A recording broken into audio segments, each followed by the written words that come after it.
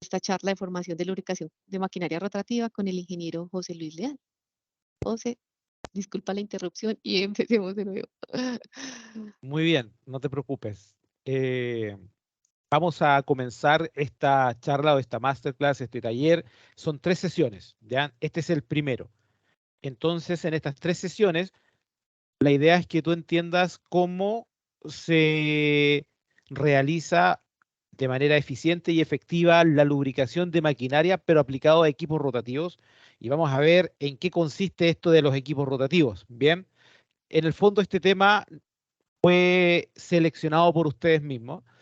Hubieron algunas encuestas en realidad que hizo Interflon Colombia para ver cuáles son los temas que más le interesaban saber, y este fue el que ganó, por lejos. Así que, sin más preámbulos, comencemos con esto. Estoy seguro de que van a salir consultas. La idea es que usted mantenga su micrófono apagado, su cámara también apagada, y todas las consultas que usted tenga pueda dejarlas en el chat de WhatsApp. Entonces ahí María Teresa va a ir tomando nota y vamos a ir haciendo algunas pausas para poder ir respondiendo al final esas consultas. Vamos a seleccionar algunas preguntas para que usted, ¿no es cierto?, pueda hacerlas y yo pueda responderlas en la medida que vaya avanzando esta presentación. Muy bien. ¿Cuál es el objetivo general? El objetivo de esta presentación en el fondo es poder entregar herramientas para que usted logre realizar en función a lo que se hace a nivel mundial en lo que es lubricación aplicada en maquinaria rotativa. Vamos a explicar en detalle qué es una maquinaria o una máquina rotativa, en el fondo qué es lo que se lubrica en las máquinas, y aquí es un tema súper importante. ¿Cuáles son las fallas más recurrentes o más comunes que se asocian a la lubricación? Bien. Ahora, ¿qué tipo de desgaste tú te podrías encontrar en los elementos de máquina? Técnicas de lubricación en equipos rotativos. Vamos a hablar finalmente de confiabilidad y cómo ha evolucionado la lubricación, que antiguamente se hacía de manera manual, quizás también hoy día se hace, pero también existe la lubricación automática o automatizada como una parte importante en lo que es hoy día la tribología o la lubricación a nivel, ¿no es cierto?, general. Muy bien. Para quienes no me conocen, me presento. Mi nombre es José Luis Leal. ¿Cómo llegué o cómo me conocieron en Interflow? ¿Cómo empezamos a hacer estos talleres? Bueno, yo tengo un canal de YouTube. Este canal ya hoy día son más de 5.000, 6.000 personas y ahí yo subo contenido constantemente y ahí en esas actividades de contenido o de compartir contenido fue como he conocido a Interflon y he conocido a más personas también, no solamente en Colombia. Yo soy chileno, vivo acá, estoy en Chile, he vivido en otros países también, pero actualmente estoy en Chile y me encanta este tema de la docencia. Yo trabajo hace muchos años ligado a marcas de repuestos industriales y también de lubricantes. Entonces conozco desde dentro todo este tema de la fabricación y también visito muchas plantas, muchas industrias, lo que me ha permitido también conocer en, en detalle cuáles son los dolores que tenemos nosotros en la práctica. Bien, entonces comencemos.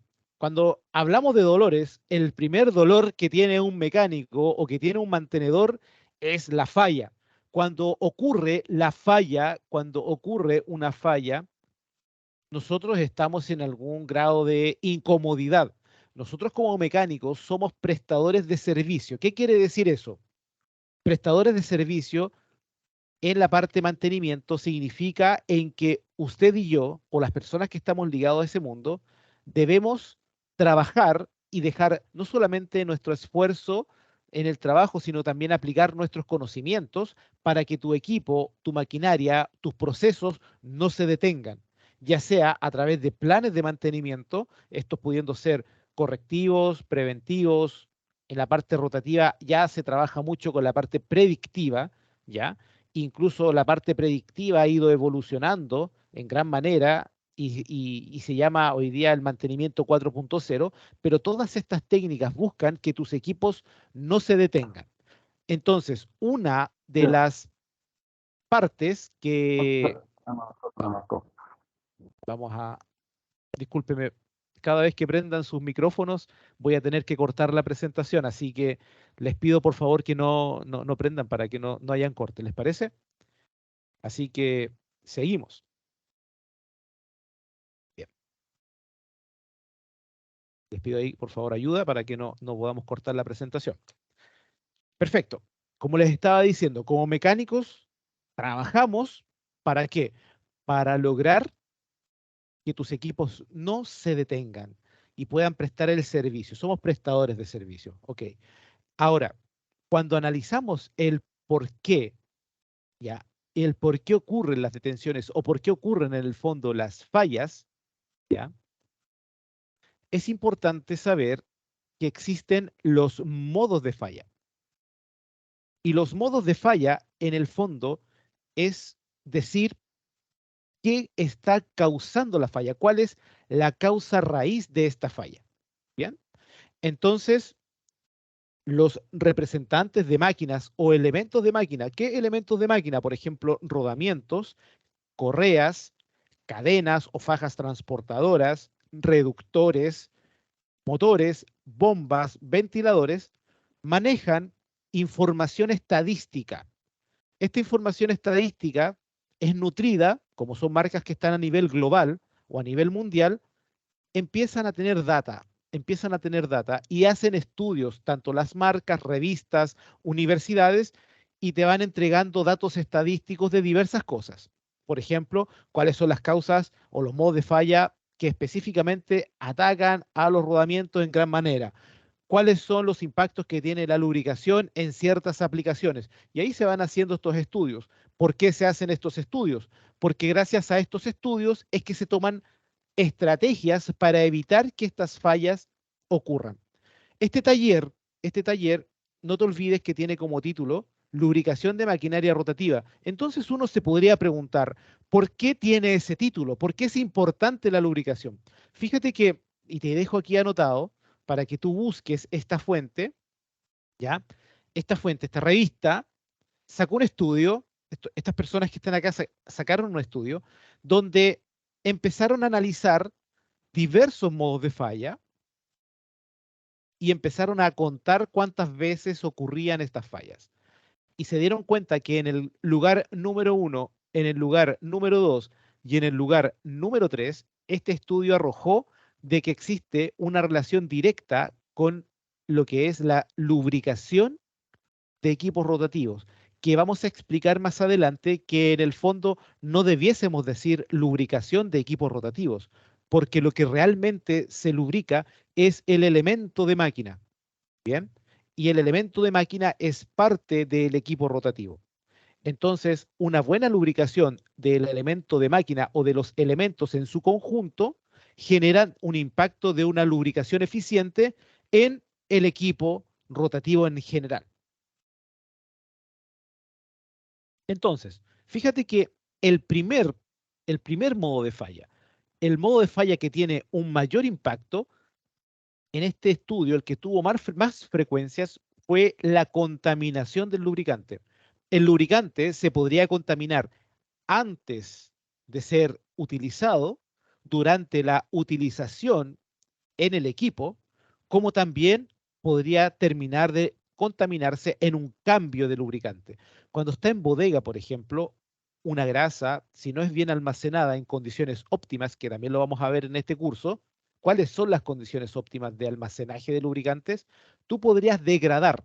Cuando hablamos de contaminación, es ingreso de elementos ajenos al, en este caso, lubricante. En el caso del aceite, se ve con mucho más fuerza porque el aceite es un elemento muy sensible a la contaminación, es decir, el impacto que tiene la lubricación contaminada en el aceite es mucho más directo y más rápido y más evidente que en el caso de las grasas. No obstante, las grasas también, si se contaminan, podrían generar falla en tus equipos rotativos.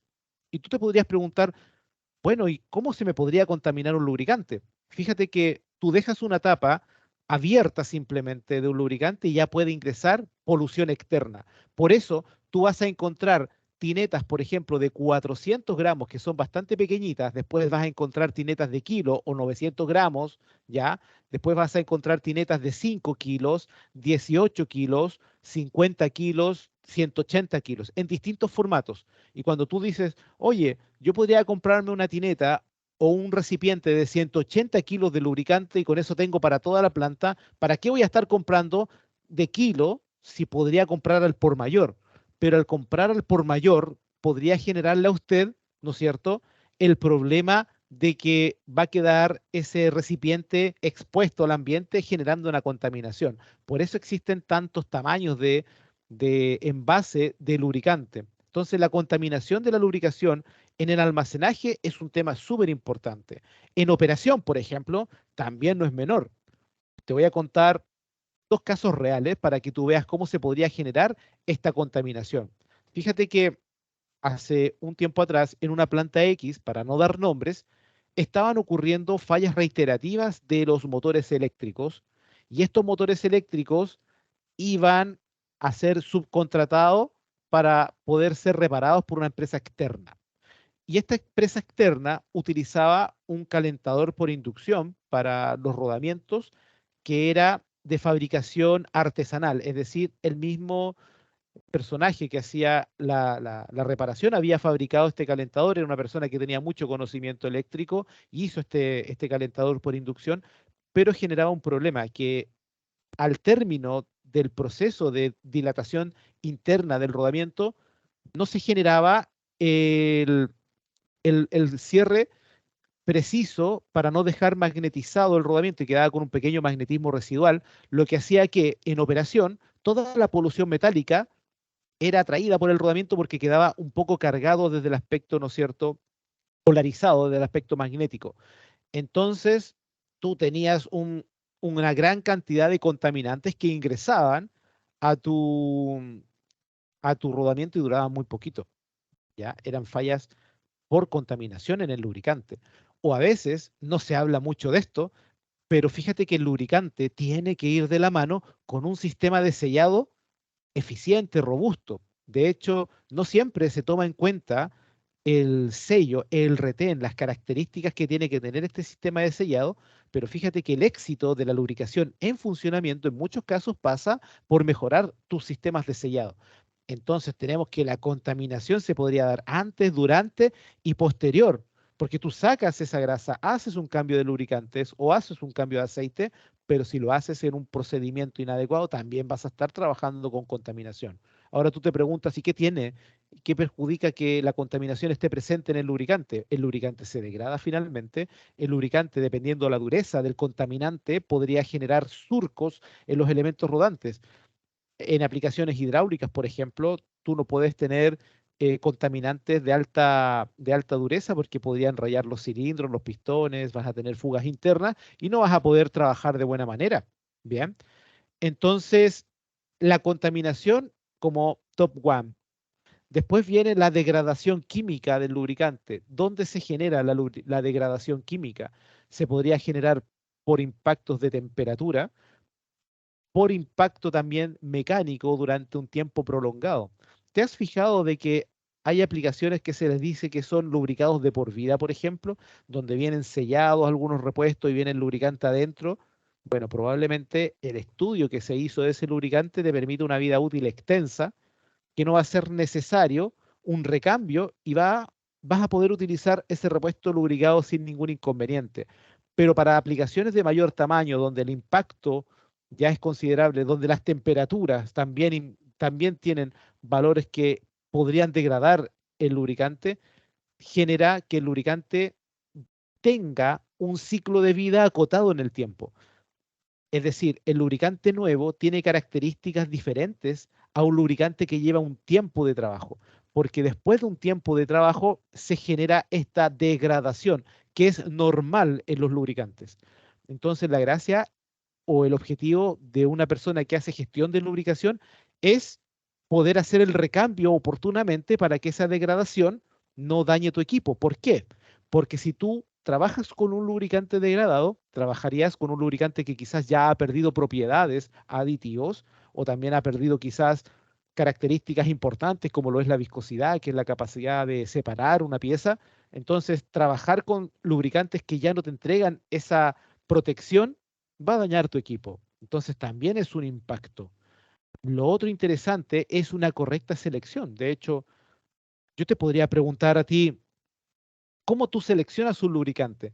Uno podría decir, a mí no me toca, a mí no me corresponde hacer eso, por lo general yo solamente hago el cambio, pero de pronto podrías tú también hacer esos análisis. No es algo complejo, lo vamos a ver aquí también en este taller.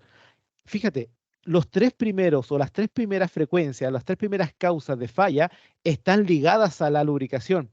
Y si nosotros analizamos lo de acá abajo, por ejemplo, el desbalanceo, que es una situación que se podría dar en ventiladores o en equipos rotativos donde se genera este fenómeno, ya tiene que ver con un área netamente más mecánica, lo mismo que la desalineación, que también es un concepto enfocado a la parte mecánica, como también lo es la pata coja, como es también la sobrecarga y probablemente lo que le llamamos nivel bajo podría ser una aplicación que no era capaz de poder soportar el diseño predispuesto o estaba subdimensionado para lo que finalmente iba a ser trabajada la máquina.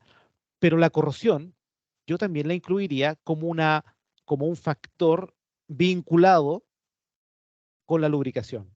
Entonces, si nosotros analizamos las fallas más frecuentes, más comunes que se dan en los equipos rotativos, de todas maneras, pero de todas maneras, la lubricación está presente. Entonces, el taller, de alguna manera, te tiene que entregar herramientas prácticas para que usted no cometa errores que por lo general se cometen en muchas partes, para que tu equipo no falle, al menos por lubricación. Si bien es cierto, en 3 sesiones o en todo este curso o en este taller no vas a quedar un experto, pero vas a tener todas las herramientas para poder especializarte y seguir profundizando en este tema. Bien, ahora, acá tenemos gente que José, seguramente, ya sí, hay preguntas. Si a ver, quieres, sí, te sí, las realizo de una vez. por Hasta el favor. momento aprovecho y hago una cuñita. El chat de WhatsApp, por favor, solo para hacer preguntas, que cuando empiezan a desviarnos, se me dificulta mucho poner atención a la charla y estar pendiente de las preguntas. Entonces, les agradezco que le demos un buen uso al chat. Una pregunta que nos hacen es, ¿aproximadamente a qué temperatura se puede considerar que se degrada el lubricante? Muy buena pregunta. Fíjate que aquí tenemos que pensar en dos cosas. La primera es que un lubricante podría ser, por ejemplo, un lubricante líquido llamado aceite o un lubricante semiconsistente que le vamos a llamar grasa. Vamos a sacar acá los lubricantes sólidos, que también existen, ¿bien? Pero estos son los más usados. En el caso del aceite o la grasa, en el caso del aceite es una suma de un aceite base más aditivos.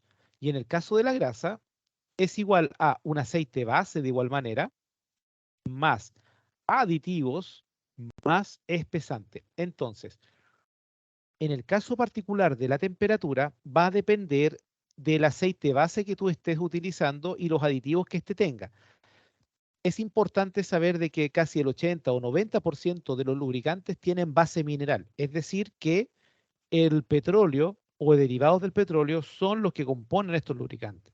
Entonces, como son los más comunes, podríamos decir de que el rango de temperatura ideal de trabajo para un lubricante va a fluctuar quizás entre 50 o 45 o 40 grados Celsius hasta 80 o 70 grados Celsius como el rango de temperatura óptima. Si tú te excedes de esa temperatura, vas a tener quizás una ventana, quizás de 20 grados más o 20 grados menos, que se le llama una ventana amarilla. Y se ve todo esto como una forma de semáforo. O sea, la zona verde para un lubricante estándar está entre menos 40, entre 40 y 70 grados Celsius y va a trabajar a su máxima capacidad el lubricante. Eso, no, eso tiene que ser contrarrestado con una ficha técnica. Probablemente hay lubricantes que trabajan en otros rangos en función a que en vez de tener aceite mineral podrían tener aceite sintético, por ejemplo.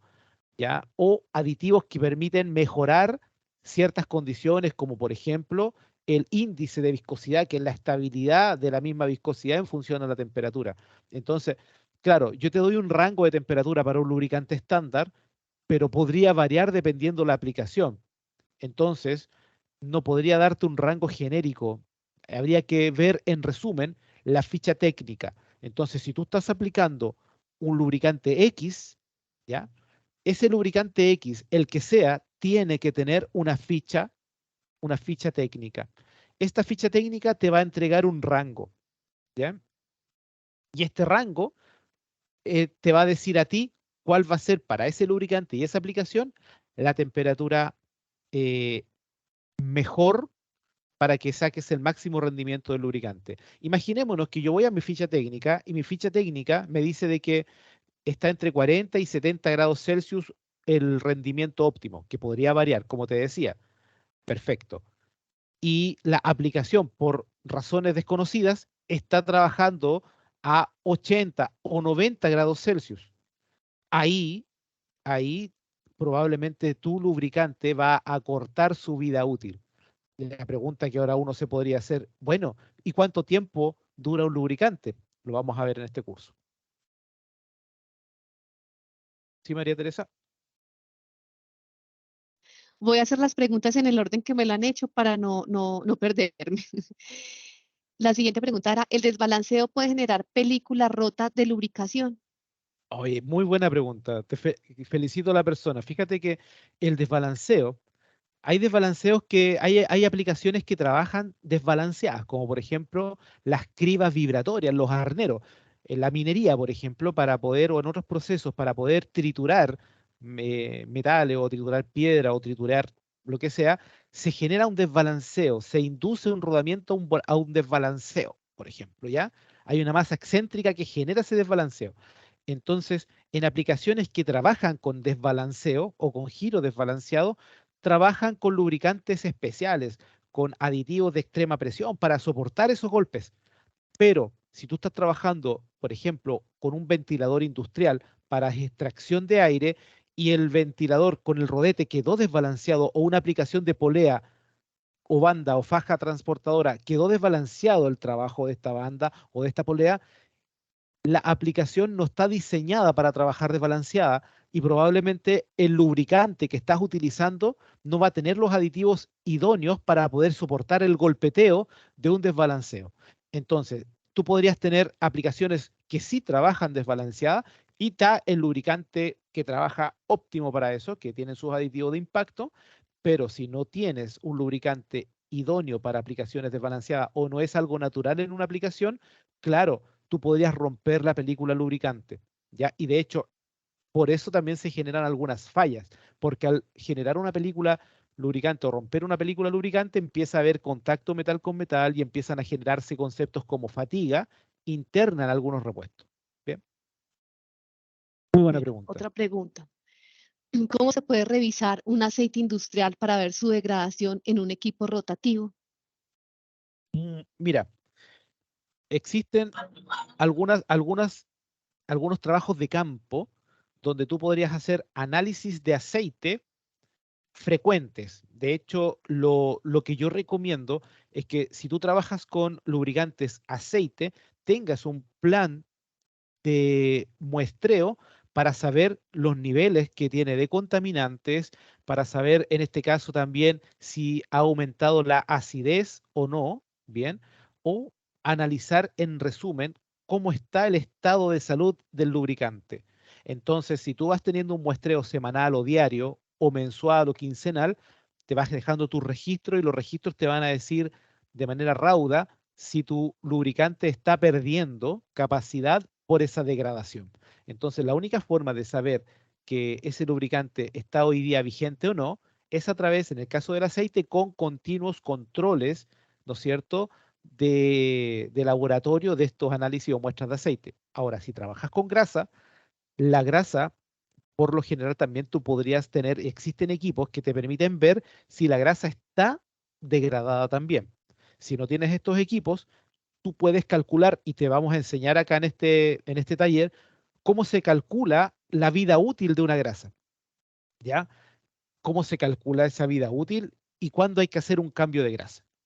Pero si no puedes y tuvieses el equipo, sería aún mucho más preciso.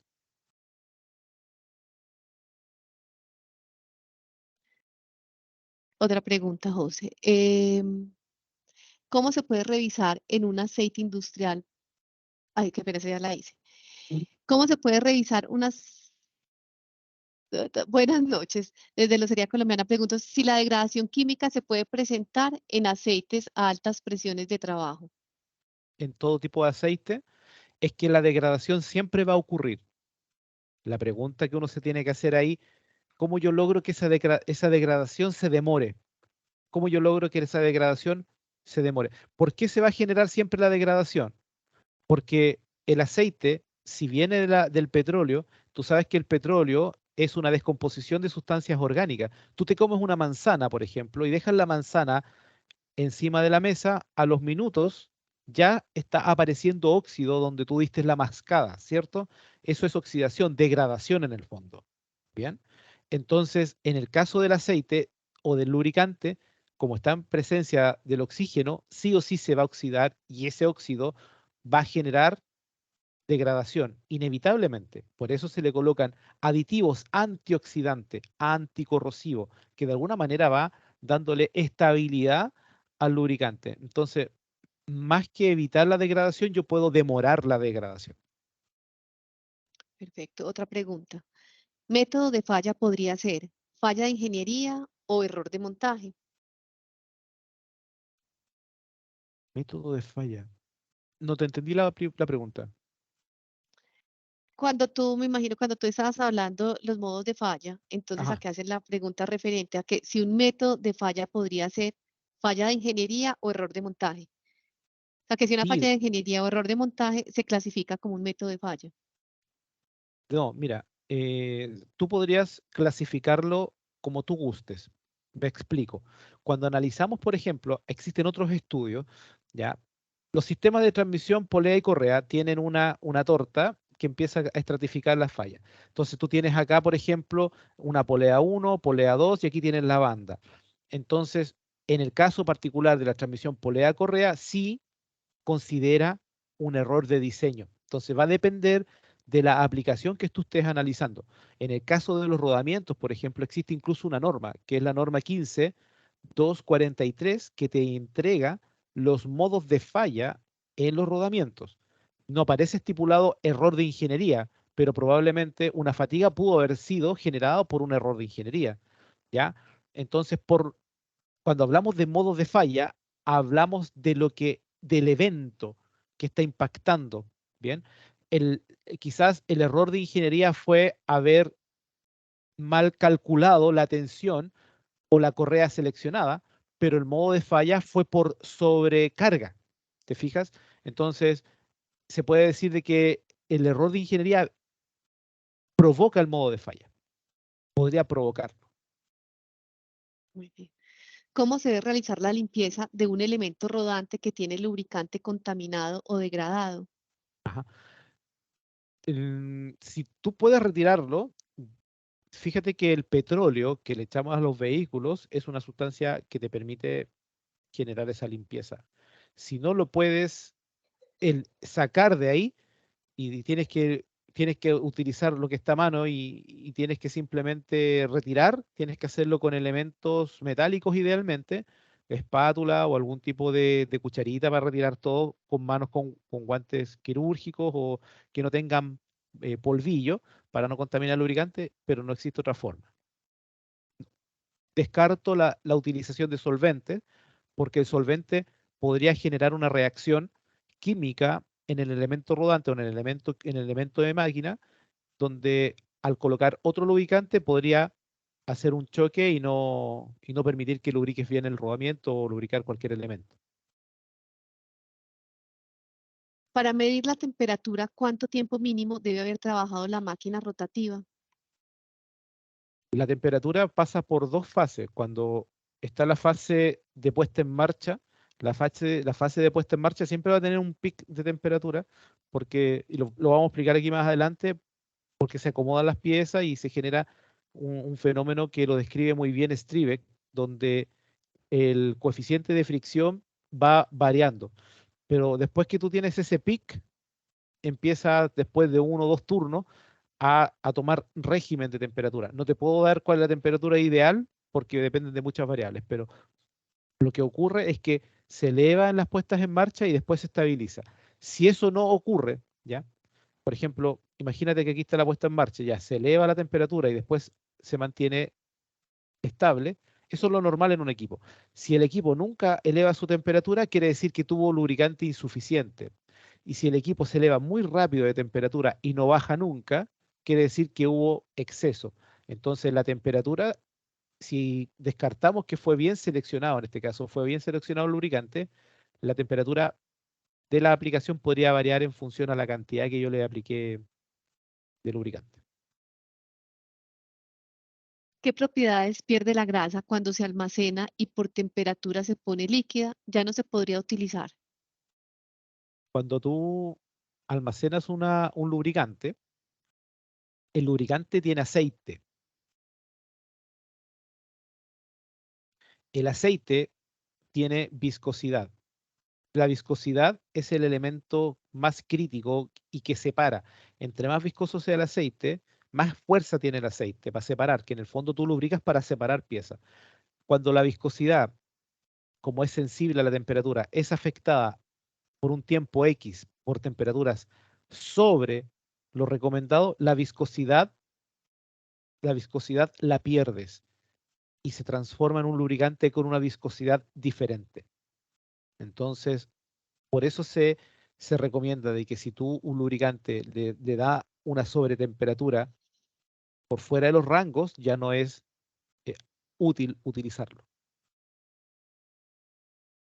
¿Cómo sé si la grasa está degradada o necesita un cambio? Solamente con cálculos, que lo vamos a ver acá más adelante, o también con instrumentos que te permiten ver el estado de la misma. Otra Bien. pregunta. Al haber altos índices de polución excesiva, ¿los aceites tendrían un periodo de vida útil, ya que el material es muy volátil y difícil identificarlo a simple vista? Sí, de hecho hay cálculos, hay tablas que te van indicando, en el caso de la grasa, cuánto es el tiempo o cuál es el factor de castigo en el periodo de relubricación, en el caso de la grasa. Y en el caso del aceite, vuelvo e insisto en el buen control sintomático con muestras de aceite y control de laboratorio continuo. Otra pregunta. ¿A qué temperatura de almacenamiento se puede degradar la grasa? Va a depender de la grasa, pero se recomienda de que sean 20 grados Celsius y a 50% de humedad relativa por debajo. Buenas noches. ¿Cómo saber qué lubricante utilizar en una máquina correctamente? Lo vamos a ver acá. Otra pregunta. Trabajo en un laboratorio farmacéutico donde utilizamos grasa de alimentos. Cuando se realiza el ciclo de limpieza en las áreas, las partes lubricadas de la máquina entran en contacto con el agua. Esto puede ocasionar contaminación de la grasa. ¿Se debe cambiar o realizar una nueva lubricación? Sí, mira, en la parte farmacéutica, que en el fondo los procesos de alimentos, lo mismo ocurre con todo lo que es la fabricación de alimentos. La grasa de grado alimenticio tiene características únicas, ¿no es cierto?, para poder ser compatible con lo que tú estás procesando. ¿Qué ocurre?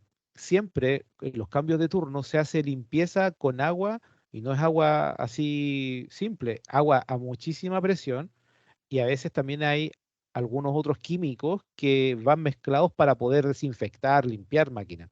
Entonces, ¿qué se puede o qué se hace? Sí afecta, la pregunta es, ¿afecta el lubricante? Sí, lo afecta, pero a veces tú podrías mejorar colocando lubricantes que sean más resistentes, es decir, tengan una vida útil más extensa frente a esas condiciones. Hay lubricantes que no tienen muy buena resistencia en esa situación, como tú me mencionas, pero hay otros que sí, y le hacen estudios. ¿Cómo le hacen esos estudios? Le van colocando gotitas de estas mismas, le hacen un estudio, no me recuerdo el número exacto del estudio o del ensayo DIN, ¿ya? Donde le van colocando muestras, por ejemplo, de agua, agua salada o algún otro químico, y van tomando el tiempo para saber cuánto tiempo dura sin degradarse el lubricante. ¿Sí se podría hacer una mejora? Sí se podría hacer una mejora. ¿Afecta ese proceso de limpieza en los lubricantes? Sí.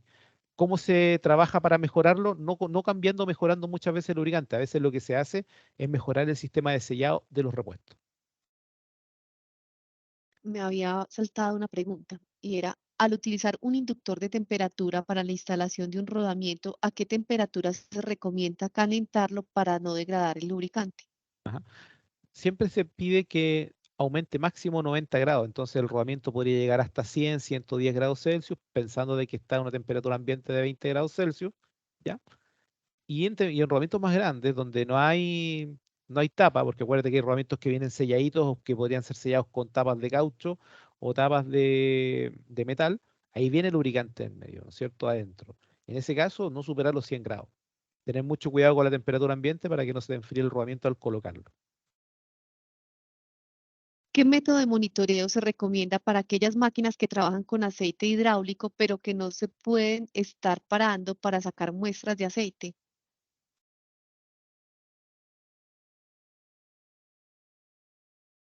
Bueno, la única forma que yo he visto, en algunos casos, están, acuérdate que en los sistemas hidráulicos están los filtros, ¿cierto? Los filtros de partículas. Entonces, si no tienes la posibilidad de estar sacando aceite, hay que trabajar en el sistema de filtrado. Bien.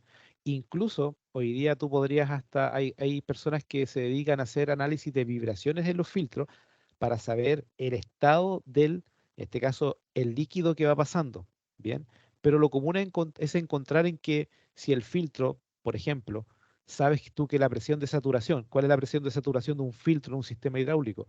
Es cuando ya está, ¿no es cierto?, muy congestionado el filtro y el filtro ya se empieza a saturar y ahí aumenta la presión o el delta P que le llaman, que cuanto a la presión de entrada versus la presión de salida, ese delta P, ya esa variación de presión al pasar por el filtro, cuando va aumentando demasiado, quiere decir que se está saturando. Entonces hay personas que dicen, ok, si mi presión de saturación es 100, por ejemplo, y yo quiero ser exigente en mi sistema hidráulico, vamos a castigarlo y cuando ya la presión de saturación, en vez de que llegue a 100, esté en 20, para mí va a ser un indicador de que debo cambiar mi aceite. Entonces hay personas que hacen ese tipo de, como de análisis, por decirlo.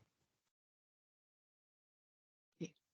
¿Cuál es el punto de goteo de una grasa para un rodamiento de un ventilador industrial?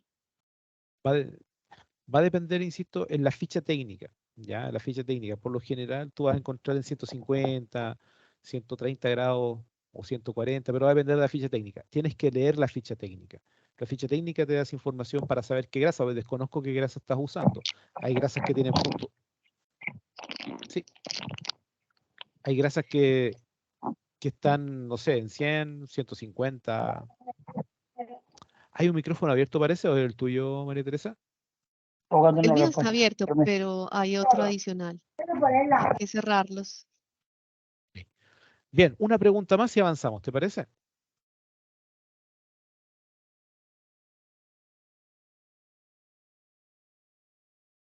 ¿O avanzamos? ¿Qué me dices? Oye, las preguntas muy buenas. Se pasaron. Déjame ver cómo están los micrófonos. Sí, parece que están todos cerrados. Vamos a seguir ahora. Voy a... Sí, están todos cerrados. Voy a seguir avanzando. Oye, las preguntas, los felicito, ¿ah? Ah, te decía, Casi... tenía mi micrófono apagado, te decía que hay muchas más preguntas, pero continuemos porque si no, pues apenas vamos en la primera. Avancemos y ahí me las vas anotando. Avancemos unas dos más y vamos haciendo más preguntas. Están muy buenas las preguntas. En todo caso, se van complementando. Bien. Eh, para mí, en esta primera parte, es que usted esté de acuerdo conmigo de que la lubricación es clave, es vital. La lubricación tiene que, de todas maneras, ser un punto de mejora. Bien, bien. Ahora, fíjate que acá, cuando uno, no sé si aquí tendremos, me imagino que sí, gerentes o jefes de mantenimiento, me imagino que sí. Y los gerentes o los jefes de mantenimiento hacen sus presupuestos y empiezan a ver cuánto dinero eh, le están ellos, ¿no es cierto?, gastando en en sus mantenciones. Bien. Saquemos la parte hidráulica, solamente vamos a hablar de la parte de lubricación. Se dice de que aproximadamente entre el 1, el 3, hasta un 5% de lo que tú compras en lubricantes es parte del costo. ¿Sí? Vamos a ver acá. La izquierda. Miguel Ángel, pido ahí que puedas apagar el micrófono. Discúlpenme, les pido ahí ayuda si no tengo que cortar la presentación. Ahí sí. Bien. Entonces, como les decía, en el caso del dinero, imagínate, de 100 dólares al año, imaginémonos que ese es mi presupuesto de mantenimiento, 3 dólares es lo que yo gasto, es lo que yo compro en lubricante. Es poquito, es poquito. Pero si la falla la genera el lubricante, ya es otro cuento.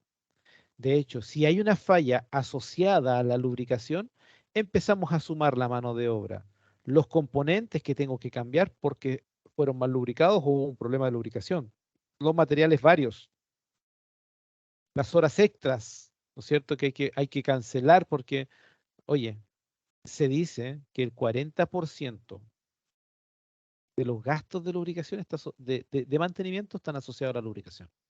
Eso quiere decir lo siguiente, y te lo voy a demostrar. Eso quiere decir que si tú estás gastando en el año 100, bien, mira, y te están pidiendo que ahorres,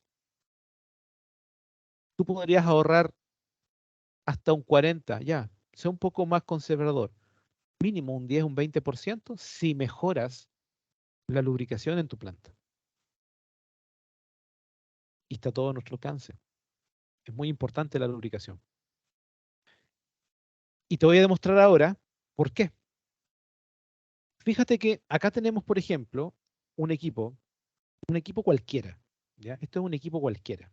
Hay un motor, un acople, probablemente esto es un ventilador, un reductor, pero imaginémonos que sea tu equipo regalón, el que tú quieras, ¿bien? Todos los equipos, cuando entran en funcionamiento, buscamos una manera óptima de trabajo. En producción, por ejemplo, que un equipo esté trabajando de manera óptima significa que trabaje a una velocidad de trabajo prediseñada. Por ejemplo, si yo estoy cortando madera, necesito que este equipo corte, por ejemplo, realice 30 cortes por minuto.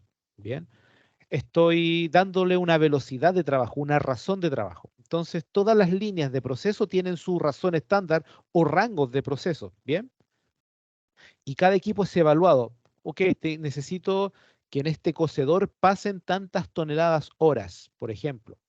O necesito de que este ventilador expulse tantos metros cúbicos por minuto.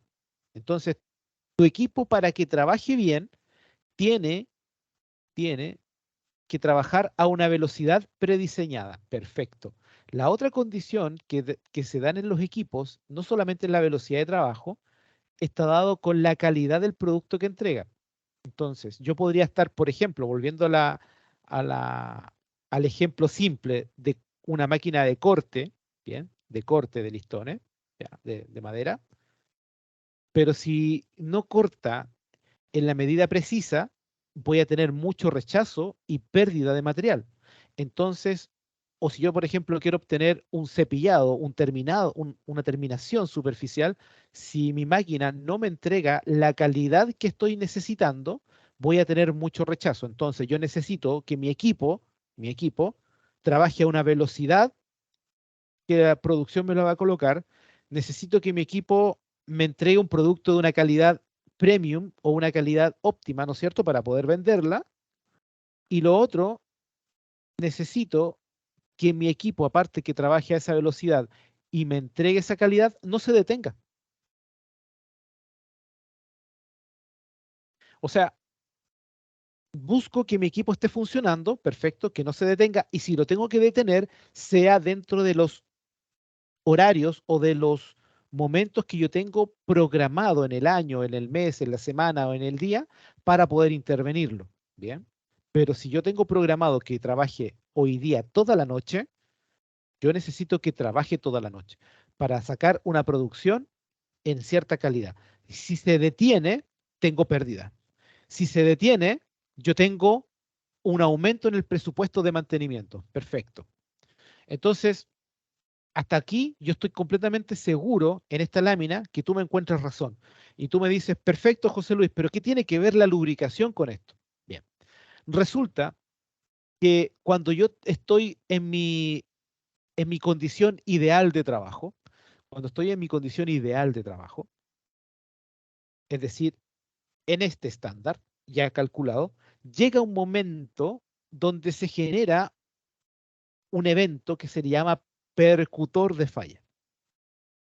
Este percutor de falla, que podría venir, por ejemplo, de una contaminación que con el paso del tiempo me fue desgastando algunos bujes, por ejemplo, y el buje dejó de trabajar como debía, o pudo haber venido de algún desbalanceo, no sé cuál, o alguna pata coja que me haya quedado algún equipo desalineado, no sé. Pueden haber muchas razones. Ese percutor de falla va a impactar en la condición de trabajo. Entonces, cuando el percutor de falla se hace presente en los equipos, la condición de trabajo empieza a disminuir. Empieza a disminuir, el tiempo sigue pasando y esto sigue disminuyendo. Por eso esta curva se va hacia abajo. Entonces, el mantenimiento correctivo está cuando yo llego a este punto, ¿ya? E intervengo el equipo para corregir alguna falla generada. Pero lo ideal es que tu equipo no falle y se mantenga siempre esta línea recta nomás, nunca baje.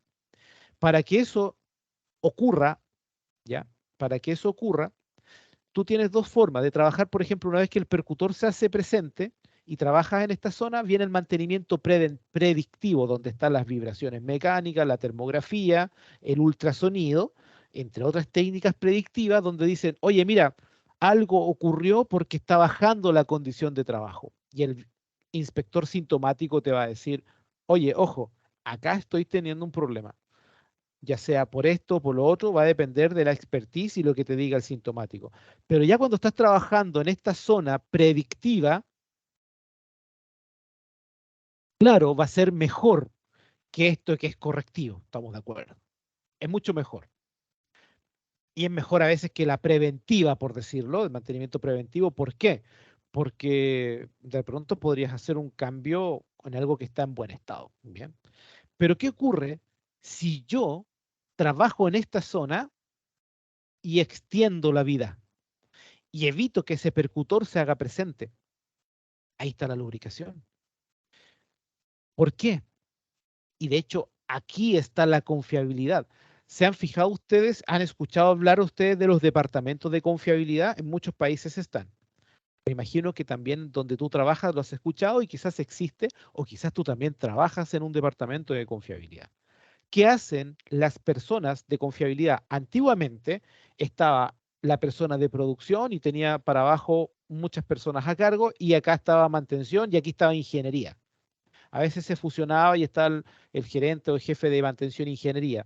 Pero hoy día existe otro departamento que es el departamento de confiabilidad. Y el departamento de confiabilidad tiene la misión de hacer análisis continuos y buscar mejoras. De hecho, mi trabajo es poder brindar apoyo a los departamentos de confiabilidad, a los departamentos de ingeniería, a los departamentos de mantención para poder mejorar sus condiciones. ¿Y cómo podría mejorar?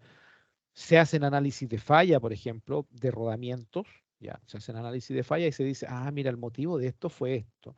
Vamos a hacer todo lo posible para que esto no vuelva a ocurrir. Vamos a ver, no sé, tengo 100 equipos críticos en la planta. Vamos a ver cuál es su tasa de falla. La tasa de falla de estos 100 equipos en el año es de un 3%. Y esto me cuesta 1.000 millones de pesos o lo que sea.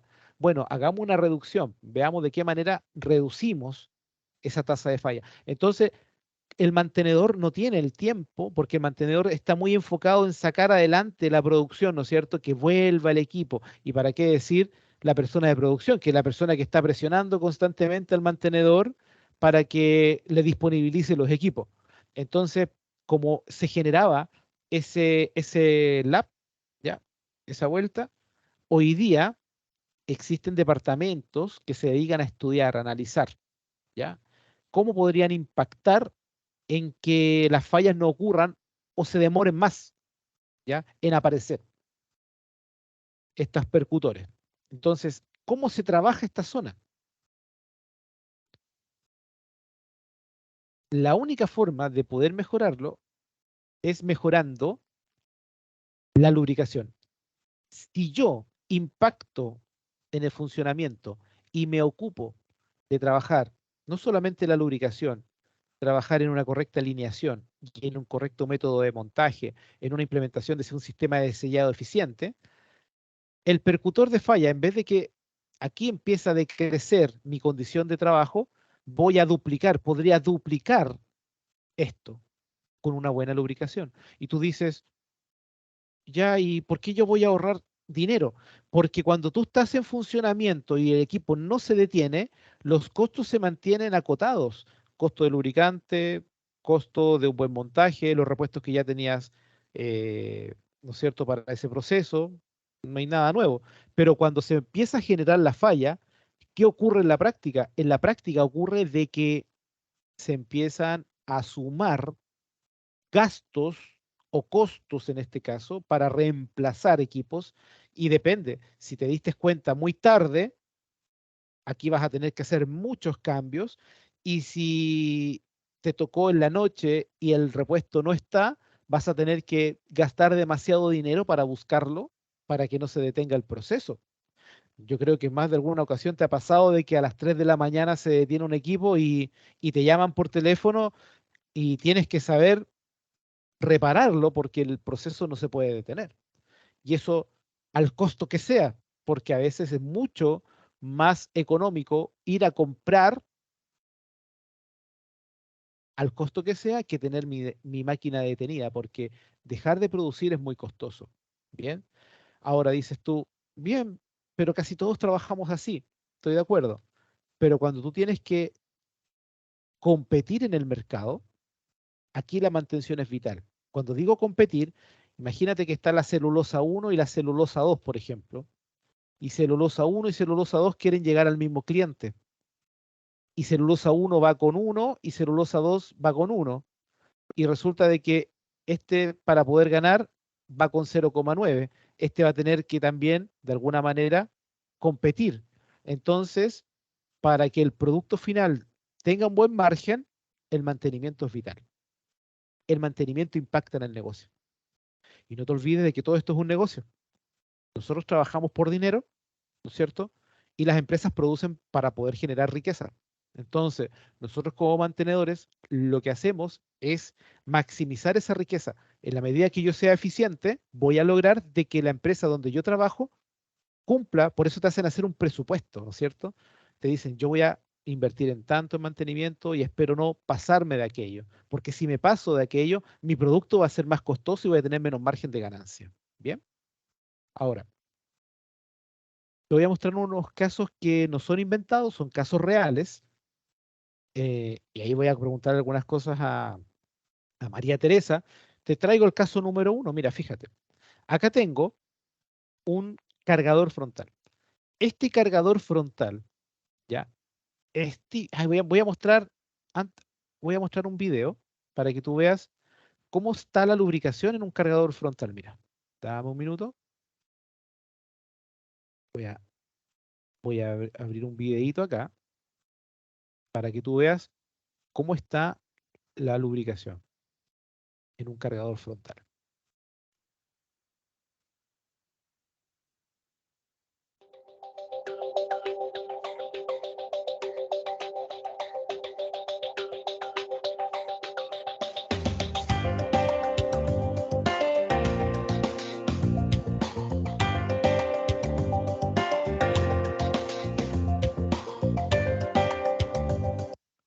Ahí, en esos bujes que se le pudiese decir, o en esas aplicaciones donde están las articulaciones de los cargadores frontales, eh, es vital tener primero una grasa adecuada y las herramientas adecuadas para llegar con el lubricante en su lugar. Después vamos a ver el caso.